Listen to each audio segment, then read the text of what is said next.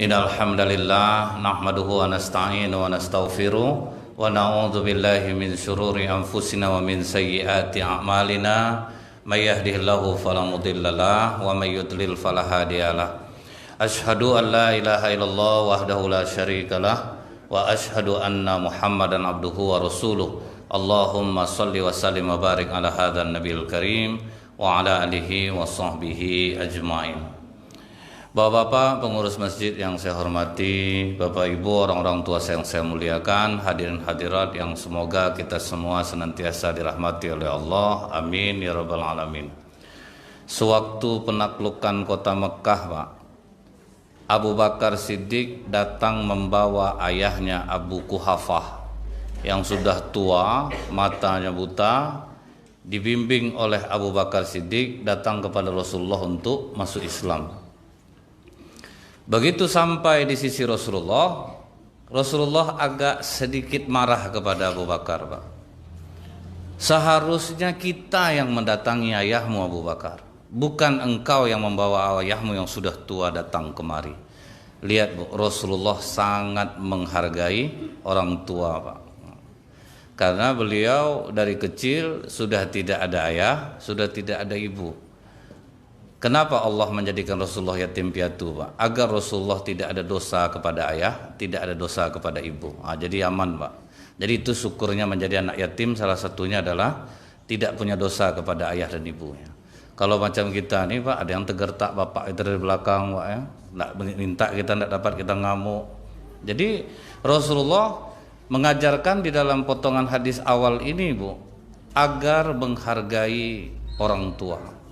Tapi kata Abu Bakar Siddiq, engkau lebih penting untuk kami datangi Rasulullah. Jadi Abu Bakar pun menghargai Rasulullah, makanya dia yang membawa ayahnya datang kepada Rasulullah. Nah, kalau kita lihat, Bu, di awal ini Rasulullah mengajarkan untuk menghargai orang tua, mengajarkan kepada kita untuk saling menghargai, Pak. Jadi kalau kita dihargai orang, kita harus balik menghargai. Bahkan dianjurkan orang memberi penghormatan kepada kita, kapan perlu kita lebih menghormatinya. Orang mengucapkan assalamualaikum, kita nyambung, Pak, waalaikumsalam warahmatullahi wabarakatuh. Akan lebih banyak kita memberi dia, Pak. Jadi ini sangat dianjurkan dalam Islam, adanya rasa saling menghargai ini. Contohnya, Pak, ya, Zaid bin Sabit itu masuk Islam umur 13 tahun. Bertepatan dengan waktu perang Badar, Pak, Zaid bin Sabit ini sempat mendaftar untuk ikut perang Badar. Cuman setelah dites Rasulullah, rupanya dia tidak pandai main pedang, Pak, tidak begitu mahir. Makanya kata Rasulullah, kau tidak boleh ikut. Zaid pulang, ibunya yang membawakan ke Rasulullah. Mungkin dia lemah dalam bermain pedang, ya Rasulullah, tapi dia sudah menghafal 17 surat di dalam Al-Quran. Bacaannya bagus, ya Rasulullah. Dia pandai menulis dan punya daya ingat yang kuat. Sehingga begitu dites Rasulullah bacaan Qur'annya, ternyata memang bagus. Suruh nulis, bagus. Akhirnya diangkat oleh Rasulullah menjadi sekretaris pribadi Rasulullah sebagai penulis wahyu, Pak. Dan dia disuruh belajar bahasa Israel, hanya dalam waktu kurang dari seminggu dia sudah menguasai dan tulisan bahasa Ibrani orang Yahudi, Pak. Jadi itu kecepatan dia, Bu. Jadi semua kita nih, Pak, punya kelebihan masing-masing. Kalau sempat masing-masing kita nih, Pak, mengerjakan pekerjaan yang dia cintai, yang dia dari hatinya, dia memang suka dengan itu, dijamin sukses, Bu. Cuman kadang kita ini, anak kita udah jelas lemah matematik, malah dileskan, Pak. Stres lah dia jadinya. Dia tidak ahli dalam matematik. Apa yang menjadi keahlian dia, itu arahkan, Bu. Ini namanya istilahnya sekarang talent mapping istilahnya, Bu. Kemana dia arahnya, di situ dia dikuatkan, Pak. Yang penting dasar agamanya kuat, kemudian ya udah masukkan dia kemana dia mau. Jadi Rasulullah itu salah satu yang membuat keberhasilan Rasulullah dalam memimpin itu, Pak, dia meletakkan seorang tepat pada tempatnya. Dan dia tidak memandang umur, Pak. Umur 13 tahun, punya kemampuan, angkat. Jadi, Bu, ya, sekarang ini orang mulai mengarah ke sana. Karena Indonesia sudah banyak kehilangan anak muda nih, Pak. Hacker nomor 1 dunia, anak Indonesia, Pak. Sekarang di Swiss kantornya. Dan itu resmi dia jadinya, Pak. Indonesia hilang dia. Dia bisa Bu memindahkan satelit Pentagon tuh bisa dia tuh Pak. Jadi makanya dia resmi dia untuk misalnya ini satelit aman atau enggak. Cina aja pakai dia Pak. Jadi dia nanti yang membackup Pak supaya jangan bisa ditembus orang. Berapa hebat anak Indonesia Bu. Tapi sudah tidak milik Indonesia lagi. Pakar rahang gigi di Asia cuma 2, Jepang sama Indonesia. Akhirnya sekarang yang Indonesia ini jadi warga negara kehormatan di Malaysia Pak. Hilang lagi putra terbaik Indonesia. Karena di Indonesia dia tidak dihargai Bu. Tunggu karir dulu Pak. Kasih pangkat 3A. Sudah itu kasih meja kosong. Gimana orang mau betah Pak? Keahliannya ada. Akhirnya dia melamar ke Malaysia Bu. Diambil oleh orang Malaysia. Malah ditanya apa-apa aja yang dibutuhkan Pak. Ini. Ukurannya segini. Alat-alatnya ini. Oke, Bapak pulang dulu ke Indonesia. Kami persiapkan semua. Nanti setelah selesai kami telepon lah. Jadi warga negara kehormatan Malaysia Pak. Yang paling ringan apa Pak? Film Upin Ipin lah Pak. Padahal itu film milik orang Indonesia Pak. Orang Surabaya itu Bu. Karena dijualnya ke Indonesia tidak laku. Karena Indonesia tidak main dia yang sistem pendidikan Pak. Upin Ipin itu kan banyak pendidikan di dalamnya Bu. Di Indonesia ini jadi serigala. Laki-laki jadi serigala. Tuh ganteng-ganteng orangnya ya Bu ya. Sudah tuh nanti ditinju terbang itu Pak ya. Jadi planet. Itu yang hobi orang Indonesia Pak. Akhirnya dibeli oleh orang Malaysia. Jadilah Upin Ipin itu film Malaysia. Padahal itu milik Indonesia. Nah kita anak-anak muda nih Pak yang punya potensi ambil Pak. Nampaknya dia mampu dalam bidang ini, angkat dia. Mampu bidang ini, angkat dia. Itu yang membuat Rasulullah berhasil Pak. Anak umur 13 tahun Pak. 13 tahun sekarang di warnet duduknya Pak. Payah nyuruh dia pulang, azab Bapak dibuatnya. Ini 13 tahun sudah jadi sekretaris pribadi Rasulullah Bu. Nulis wahyu, dia disegani di kalangan sahabat Pak. Jadi Zaid ini disebut ulama di kalangan sahabat. Rasulullah punya sepupu namanya Ibnu Abbas. Kalau pamannya Abbas, anaknya Ibnu Abbas. Waktu Zaid naik kuda Pak, itu tali kekang kuda Zaid itu Pak langsung ditarik oleh Ibnu Abbas, ditambatkan. Begitu Ibnu Abbas memuliakan Zaid. Apa kata Zaid? Jangan Ibnu Abbas, jangan kau yang mau apa kan? Apa kata Ibnu Abbas Bu? Beginilah kami diajarkan Rasulullah untuk menghargai ulama kami. Lihat Pak, dihargai Pak. Zaid turun dari kuda, disalabinya Ibnu Abbas, diciumnya tangannya. Langsung ditarik Ibnu Abbas. Kenapa kau cium tanganku? Begini pula lah kami diajarkan Rasulullah untuk menghargai keturunannya. Itu Bu. Jadi yang darah Rasulullah itu kami disuruh Rasulullah menghargai ahli baitnya. Jadi saling menghargai ini sangat penting Pak. Macam saya sangat menghargai Bapak Ibu. Dikarenakan apa Pak? Jauh kadang lebih paham orang yang mendengar daripada orang yang berbicara nih Pak. Jadi kadang ada ustadz ini Bu macam anak-anak Bapak Ibu ini dibuatnya. Nanti kita jangan sampai suka dusta, nanti bisa masuk api neraka. Jadi macam anak-anak bapak ini dibuatnya Pak. Jadi pernah saya terkejut loh Bu, jamaah nanya Ustadz, saya mau nanya Ustadz, ini apa kata Ustadz nih Pak? Kemana aja Ibu tadi ya? Tidak dengar saya. Apa aja kerja Ibu selama ngaji? Itu Pak.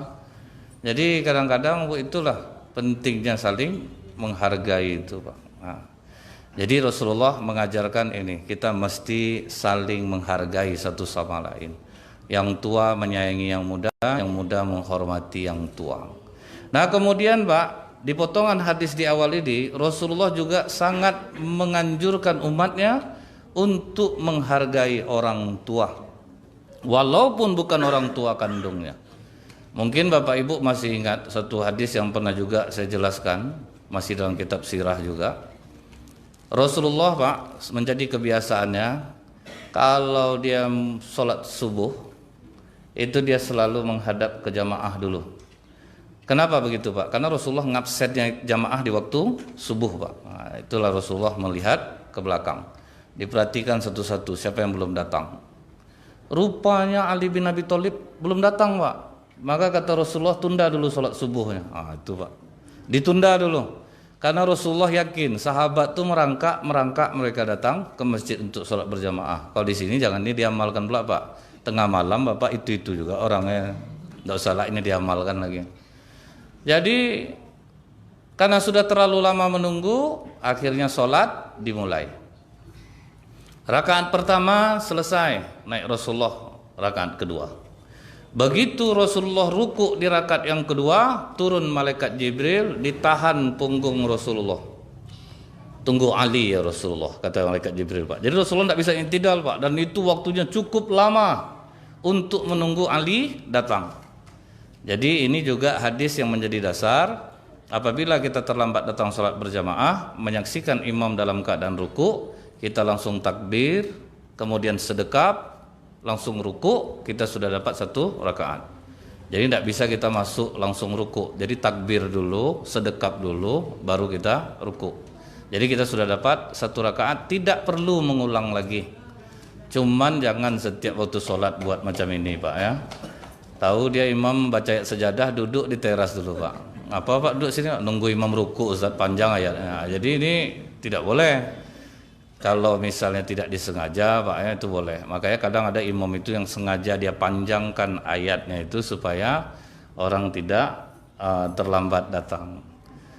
Nah kemudian saking lamanya Rasulullah ruku, Bu, itu jamaah di belakang ngintip semua ya, Pak. Yang mana yang bisa melihat itu ngintip. Nah ini juga menjadi sunnah, Pak. Apabila imam terlalu lama pada satu gerakan yang tidak terlihat, misalnya sujud, ruku kan tidak nampak tuh, Bu ya, terlalu lama, maka jamaah dianjurkan untuk mengintipnya, dan itu tidak membatalkan sholat. Akibat tidak mengintip ini dulu, Bu, pernah di Pekanbaru, Bu, Ustadz ini ceramah macam saya ini lah, Pak, habis maghrib taruh laptop di samping pintu keluar nih, Pak, ini tidak kamar, pintu keluar. Pas sujud rakaat terakhir dimaling orang laptop Ustadz nih, Bu, dikejar sama Ustadz tuh, Pak, tertinggallah jamaah sedang sujud, Pak. Meleleh-leleh air hidung orang dibuatnya, Bu. Lama, Pak. Tahu jamaah terdengar suara Ustadz tuh maling, maling. Karena Ustadz tuh udah sering isi di sana, jadi orang hafal, Pak. Ustadz tuh ngejar maling rupanya. Baru ada yang sadar, maju ke depan gantikan. Jadi seharusnya diintip, Pak, kalau sudah terlalu lama. Nah jadi begitu Ali sudah masuk, takbir, kemudian ruku, baru dilepaskan oleh malaikat Jibril. Nah, naik Rasulullah i'tidal sampai menyelesaikan sholat, heboh jamaah subuh itu. Ya Rasulullah, mengapa sholat kita berbeda dari biasanya? Mengapa engkau ruku begitu lama di rakaat yang kedua sehingga menimbulkan kekhawatiran dalam diri kami, dan ada di antara kami tadi yang mengintip-intip ya Rasulullah, takut terjadi apa-apa pada dirimu. Kata Rasulullah, aku tidak tahu, tunggu aja Ali. Setelah Ali selesai, dipanggil oleh Rasulullah, kenapa kau terlambat datang subuh ini Ali? Sampai Jibril menahan punggungku di rakaat yang kedua. Kata Ali, ketika aku berjalan menuju masjid ya Rasulullah, ada orang tua berjalan di depanku tertatih-tatih. Karena engkau mengajarkan kepada kami untuk memuliakan orang tua, aku tidak mau memotong langkahnya. Karena itu dia terlambat, Bu. Menghargai orang tua. Itu yang membuat berhasil sahabat Rasulullah itu semua, Pak. Makanya mereka menjadi generasi yang brilian karena mereka sangat menghormati orang tua. Nah kalau sempat nih, Bu ya, apa yang diajarkan oleh Rasulullah ini tertanam di hati para anak-anak yang masih punya orang tua saat ini, dijamin kabut asap nih hilang nih, Pak. Ada lagi nih, Bu. Karena apa, Bu? Setiap bencana yang menimpa kita akibat maksiat dan dosa yang dilakukan oleh orang di atasnya, Pak, itu udah jelas. Kalau secara fisika mungkin oke lah, Pak ya. Oh ini karena bergeseran lempeng bumi ini. Kalau tanpa izin Allah tidak mau, Bu. Dulu pernah gempa di Madinah, apa kata Umar bin Khattab? Amat cepat Allah menyiksa akibat perbuatan maksiat kalian. Disuruh tobat orang, Pak, di Madinah itu.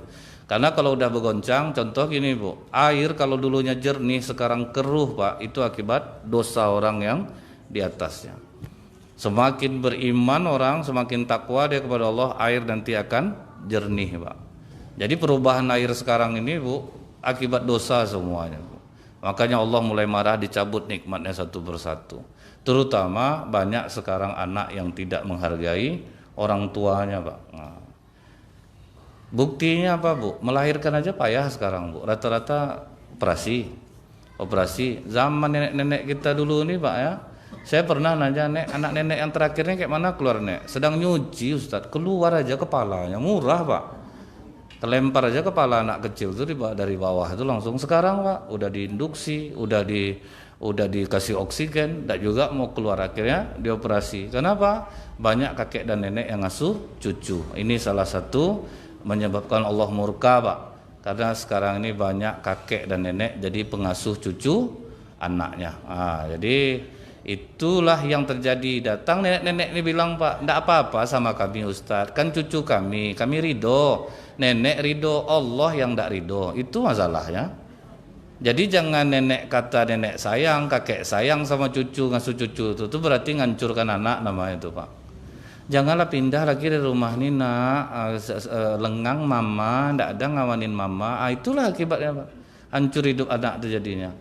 Maka Rasulullah menganjurkan untuk tidak satu rumah sebetulnya Bu, dengan orang tua, supaya jangan nanti terjadi hal-hal aib yang banyak nampak.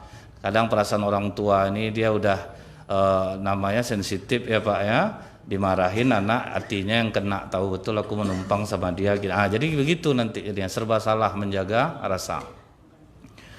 Nah kalau kita perhatikan Bu, bagaimana cara sahabat kepada orang tuanya, ini kita bisa melihat Pak. Ada seorang yang menggendong ibunya waktu tawaf, tapi ini bukan Wais Al-Qarni. Dia menggendong ibunya waktu tawaf, kemana-mana dia gendong.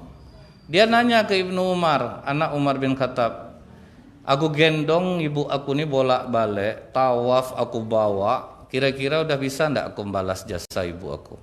Kata Ibnu Umar, satu pekikan orang tuamu ketika melahirkan kamu saja kamu tidak bisa membalasnya. Udah digendong kemana-mana itu ibunya, belum bisa membalas satu erangan kesakitan orang tua ketika melahirkan anaknya. Jadi memang tidak akan terbalas Pak. Ada terjadi di Timur Tengah, saya tidak sebutkan di mana tempatnya. Dia sedang bersanding sama istrinya. Naik mama laki-laki ini ke atas Bu, pakaiannya tidak seimbang dengan tamu yang hadir Pak. Kata istrinya, suruh ibu kau turun, malu kita. Apa yang dilakukan laki-laki ini Bu? Saat itu juga dia langsung talak istrinya Pak. Dia gendong ibunya keluar dari tempat pelaminan itu. Itu Pak. Kalau anak sekarang, mama turun mama, makin malu aja mamanya. Ini enggak Bu, mahal sama dia orang tuanya Pak. Enggak ada, daripada kau, bagus mak aku pilih lagi. Dari kecil dia membesarkan aku. Enggak ada Bu, turun dia langsung dari tempat itu, digendongnya mamanya, dibawanya keluar Bu. Jadi itu orang yang sangat menghargai orang tuanya, tidak bisa disepelekan oleh siapapun. Karena memang tidak bisa dibalas walaupun satu erangan saja ketika orang tua melahirkan anaknya. Ini kan syukur nih Pak, toa terdengar keluar. Jadi mudah-mudahan terdengarlah sama anak-anak yang agak-agak jahat lah sama orang tuanya. Kemudian Pak, kita bisa melihatnya lagi. Ali bin Abi Thalib radhiyallahu an. Kenapa dia begitu cerdas Pak? Sampai kata Rasulullah Bu, Ali ini ibaratnya aku pintu kata Rasulullah, dia gudangnya. Jadi Ali inilah selalu yang menjelaskan kepada para sahabat Pak tentang sesuatu yang tidak mereka mengerti. Makanya Ali ini sering dipakai oleh Umar bin Khattab jika dia susah untuk menjawab pertanyaan orang. Mungkin kalau kita masih ingat, pernah pendeta mendebat Umar bin Khattab, wahai Umar, kapan pintu langit terkunci? Kapan pintu langit itu terbuka? Bingung Umar bin Khattab Pak. Siapa yang jawab jadinya? Ali Pak. Pintu langit terkunci jika engkau syirik kepada Allah. Amal tidak akan naik ke langit. Itu maksudnya pintu langit terkunci. Kapan pintu langit itu terbuka? Di saat engkau mengucapkan la ilaha illallah, kau tidak mensekutukan Allah, semua amalmu akan naik ke langit. Itu makna pintu langit terbuka. Kemudian coba engkau sebutkan, kata pendeta ini, kubur yang bisa berjalan bersama penghuninya. Bingung Umar. Siapa yang jawab lagi Pak? Ali. Apa kata Ali? Kau menanyakan kubur Yunus bin Matta alaihissalam. Ketika dia dimakan oleh ikan nun, ikan paus, dia dibawa keliling 7 samudra. Itulah kubur yang bisa berjalan dengan penghuninya. Jadi kalau untuk debat Pak, itu Ali yang selalu dikemukakan. Kata Umar bin Khattab, kalau aku memang tidak bisa jawab, tapi kalau berkelahi bertiga, kalau ini masih tanggung sama aku. Karena memang masing-masing sudah ada bidangnya Pak. Macam Bapak di sinilah Pak, kalau sempat mengerjakan bidangnya masing-masing Pak, jadi Pak, Tidak perlu banyak, 10 orang aja Pak, dengan bidangnya masing-masing, itu luar biasa itu Pak. Nah kemudian kita lihat lagi Bu, apa Ali bin Abi Thalib ini? Apa yang membuat dia cerdas? Dia tidak pernah makan bersama ibunya. Mungkin heran orang Pak ya, loh kok tidak pernah makan sama ibunya kok dibilang anak yang berbakti. Tetapi dia selalu menunggu ibunya makan Pak, itu amalan dia. Selalu dia mengawankan ibunya makan. Ditanya oleh para sahabat, kenapa kau tidak ingin makan bersama ibumu? Aku takut jika mengambil lauk yang ternyata ibuku ingin mengambilnya. Itu yang dijaganya Pak. Makanya dia tidak pernah makan bersama ibunya. Biarlah ibunya makan dulu sesuka-sukanya, nanti sisanya baru dia makan. Ini sama lauk bapak habis dibantainya Pak. Udah diasingkan oleh ibu. Ini lauk untuk bapak kau nanti ini jangan dimakan. Itu pun habis juga Pak. Jadi memang gimana anak sekarang mau cerdas Pak? Ya leskan juga lah, percuma Pak. Sampai dia betul-betul bisa menghormati orang tua yang seperti ini Bu ya, baru dia bisa cerdas. Dulu kalau dipikir Bu, banyak otak kami ini buntu juga Pak. Ngapal buntu, apa buntu. Dicoba Pak, dipikir-pikir apalah kenanya nih. Ternyata belum bisa maksimal memuliakan orang tua. Jadi ulang lagi Bu. Alhamdulillah orang tua masih hidup, masih sempat bisa ngamalkan ini Bu. Toh ternyata iya Pak. Ternyata betul rupanya Bu, mulai terbuka sumbat-sumbat otak-otak yang bodoh-bodoh tuh Pak ya, terurai deh jadinya. Rupanya itu rahasianya, muliakan orang tua. Orang tua saya Pak, emak saya itu otaknya itu udah mengerucut Pak, kata dokter. Jadi kalau dia cerita itu bisa 23 kali mengulang hal yang sama. Dan 23 kali pula saya terkagum-kagum mendengarnya Pak, seolah saya belum pernah mendengarnya. Kalau anak sekarang Pak tuh udahlah tuh mah itu aja, mama ngomong muak lah orang nengoknya dari tadi itu aja. Saya pokoknya Bu, misal mak saya cerita, nenek depan nih nak, dia pergi kekah cucunya ke Padang, lengang lah emak seminggu lah lamanya tuh nak. Iya mak, iya. Diam dia sebentar Bu. Lengang mak sekarang nak. Ngapa mak? Nenek depannya dia pergi kekah cucunya. Iya mak. Jadi saya gitu, seolah-olah saya belum pernah mendengarnya Pak. Mau berapa kali mak saya ngomong, selama itu pula saya tatap wajahnya. Nah itulah Bu, mulai mengeluarkan sumbat-sumbat kebodohan itu tuh Pak. Kalau tidak itu susah Bu, payah kita untuk memahami sesuatu, susah kita jadinya. Nah ini adalah amalan Ali bin Abi Thalib. Dia tidak pernah mau makan sama orang tuanya, ditungguinya sampai orang tuanya selesai. Dia tidak akan mau makan, dia takut nanti terambil lauk, rupanya orang tuanya suka dengan lauk itu dan harus mengalah. Kan kebanyakan orang tua pasti ngalah Bu ya. Orang tua rata-rata ngalah Pak. Mau diambil anak, makan anak, mama udah kenyang, padahal dia mau betul itu Pak. Itulah sifat orang tua. Padahal dia yang mau itu tadi, pas dia ngambil nampak anaknya ngambil. Ngambil lah mama enggak suka juga tuh. Mama udah kenyang ya juga. Jadi Ali itu yang dijaganya Pak. Dia ingin mamanya pokoknya dapat makan enak. Kita lihat lagi Bu, Abu Hurairah dia tinggal berbeda dengan ibunya. Amalan Abu Hurairah ini apa Bu? Mengetok pintu rumah dengan ujung jari telunjuk Bu. Tidak pernah kuat Pak. Tidak ada mak, mana telinga mamak nih ya? Pekak betul lah dia tidak. Ketoknya sama ujung telunjuknya sambil dia mendoakan dari luar. Mau berapa lama pun Pak. Itu pula amalan Abu Hurairah Pak. Makanya dia sebentar sama Rasulullah tapi paling banyak meriwayatkan hadis. Tidak ada yang ngalahkan Abu Hurairah Pak. Untuk penguasaan hadis dia itulah yang paling banyak. Itu amalannya Bu. Tidak pernah nganggu telinga mamaknya. Pokok pakai ujung telunjuk nih Pak. Dia mengetok pintu rumah Pak. Kalau saya jujur belum bisa ngamalkan yang ini lagi Pak. Payah Pak. Paling ujung-ujung pakai telepon Bu ya. Ini amalan Abu Hurairah. Sehingga dia sangat cerdas. Dia banyak menguasai hadis. Kemudian Bu, Ibnu Mas'ud. Ini sahabat Nabi. Ibnu Mas'ud ini Pak termasuk sahabat yang kalau berdoa itu Pak hitungannya menit dikabulkan Allah Pak. Jadi pernah dia kecopetan di pasar. Semua orang pasar mengatakan mampuslah Ibnu Mas'ud dicopetnya, mati anak ini. Justru Ibnu Mas'ud apa doanya kepada Allah Bu? Ya Allah, kalau dia mencuri karena lapar, jadikanlah itu sedekahku untuk dia. Jangan beri dia dosa.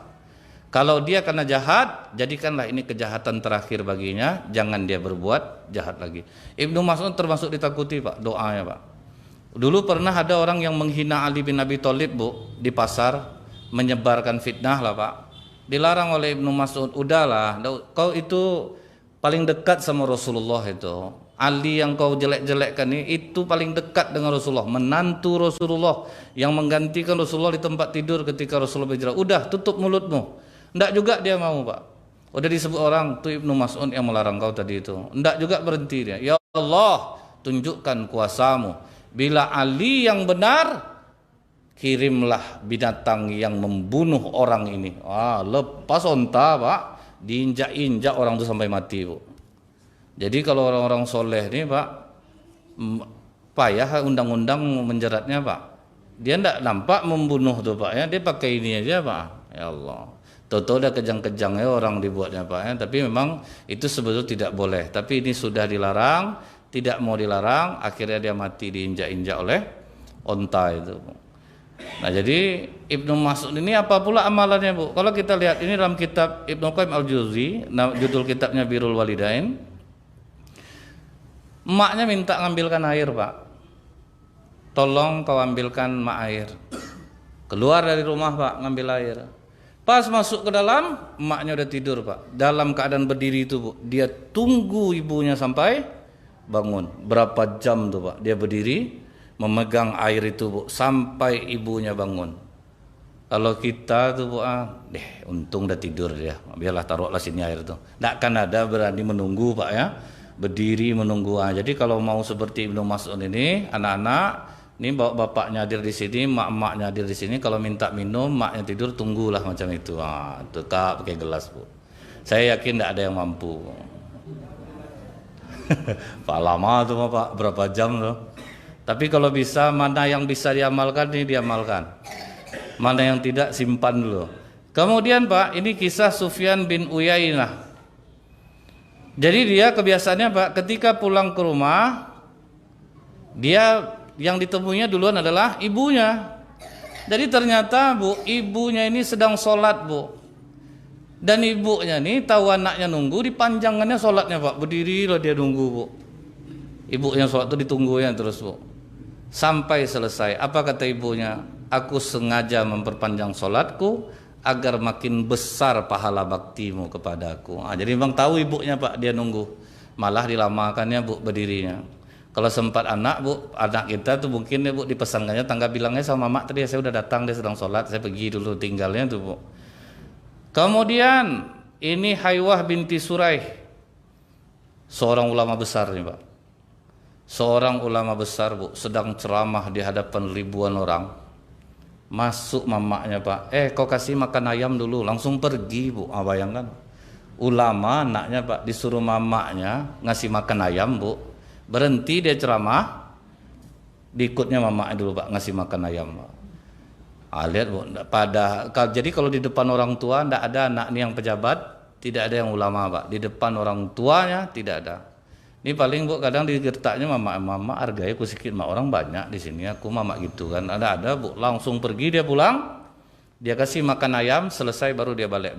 Itulah seorang ulama besar, tapi tunduk di bawah orang tua. Itu yang membuat dia menjadi ulama yang sangat cerdas dan brilian. Lihat Ustadz Somad, Bu, itu, Bu, orang tua di atas segala-galanya, Bu.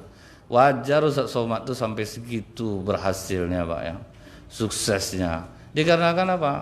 Kita semua tahu, Pak, bagaimana dia sangat mencintai ibunya. Ibunya di atas segalanya bagi beliau itu. Nah, itulah yang menyebabkan beliau diangkat oleh Allah derajatnya. Kalau profesor doktor dalam bidang agama banyak, bukan baru nih, Pak. Tapi kenapa beliau yang diangkat Allah? Salah satunya adalah karena dia sangat memuliakan orang tua.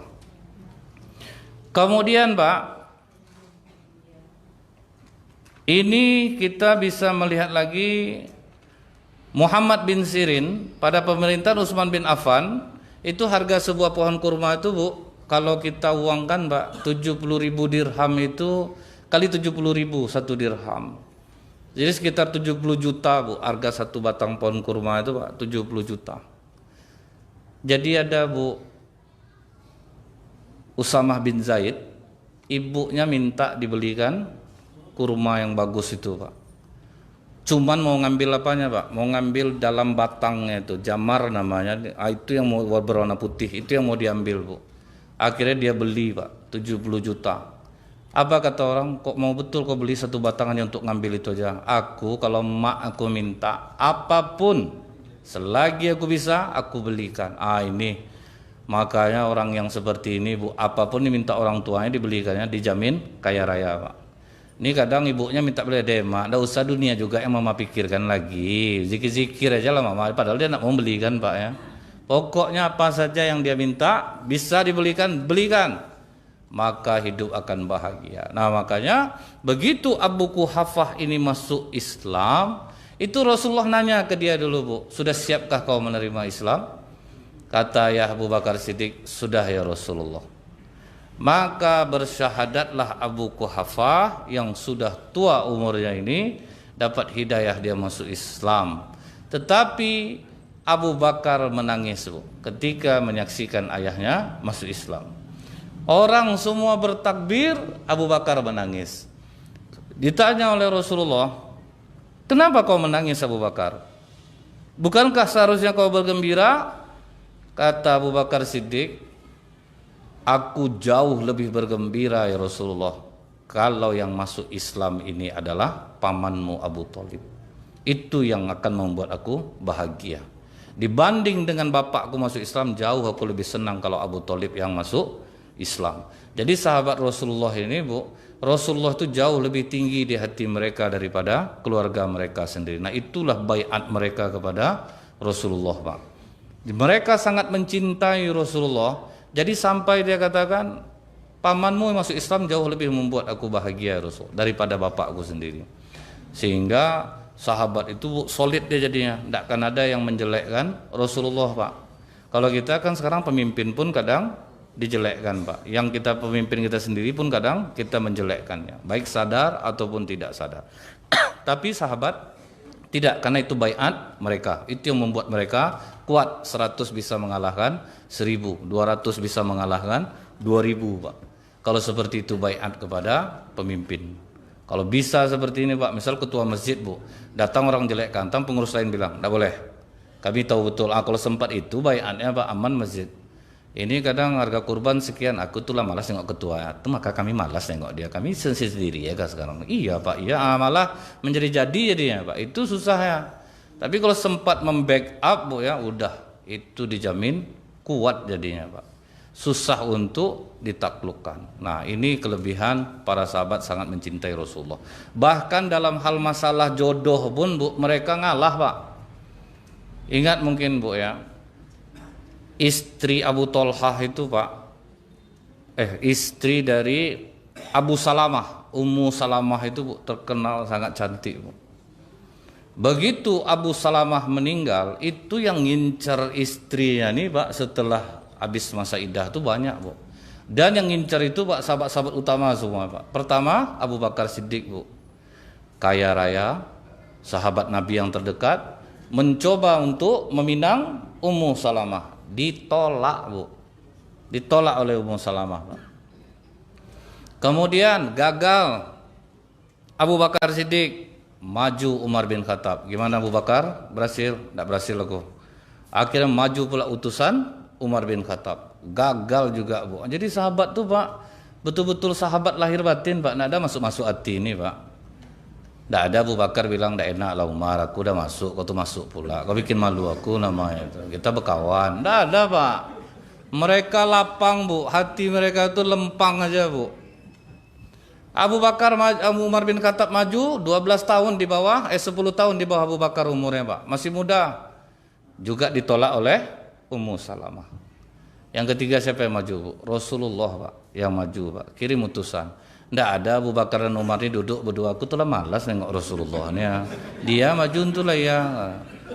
Kadang tidak enak aku itu, sebetulnya malas aku sama Rasulullah. Tidak ada bu. Itulah kehebatan mereka pak. Lapang, jiwa mereka lapang. Maju Rasulullah, Rasulullah ditolak. Apa alasan Ummu Salamah menolak pak? Yang pertama aku sudah tua. Yang kedua anakku banyak, aku tidak bisa full melayani Rasulullah. Yang ketiga aku pecemburu. Maka Rasulullah kirim lagi utusan, katakan kepadanya, anakmu menjadi tanggungan Allah dan Rasulnya. Yang kedua, kalau masalah kau sudah tua, aku lebih tua darimu, sampaikan kepada Ummu Salamah. Yang ketiga, masalah kecemburuan dia, akan kumohonkan kepada Allah untuk diangkat rasa cemburunya. Nah, ini boleh amalan ditambah Pak ya. Setiap Bapak habis sholat, doakanlah, ya Allah, angkatlah rasa cemburu dari hati istri kami. Nah, jadi aman Bapak nanti Pak. Tidak diperiksa handphone Bapak lagi, kalau tidak kan risau Bu. Baru pulang tuh handphone Abang, tengok panggilan tak terjawab. Ini Dedi apa Dewi ini Bang? Abang jujur lah nih. Nah, kan payah jadinya Pak. Jadi angkatlah rasa cemburu di hati istri kami.